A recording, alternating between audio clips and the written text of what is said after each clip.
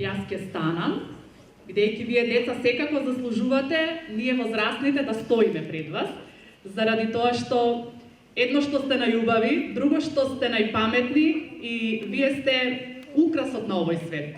Погледнете колку бои има околу вас, сите сте на свој начин убави. Нашата тета Сузе, не знам дали знаете, ама еве јас ќе ви кажам, најмногу од се на светот ги сака децата. Ви се верували? Не. Па нормално не ви се верува. Не е ни за чудо, ама ете, за да ви покаже тета Сузе дека ве сака, таа знаете што? Секој ден пишува помалку, по нешто. Например, вие имате домашни задачи, ви даваат ли учителките за дома?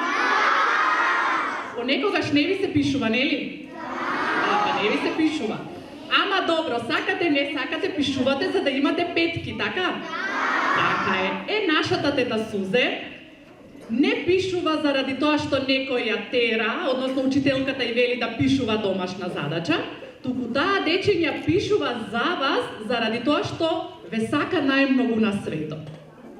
Ама сега замислете, сите ние имаме другарчиња, така ли? Сите имаме по едно, по две, по три. Така е. Дали знаете, од тета Сузе има 31 верно другарче? Можно ли е некој да има толку многу другари? Значи можно е, а? Добро.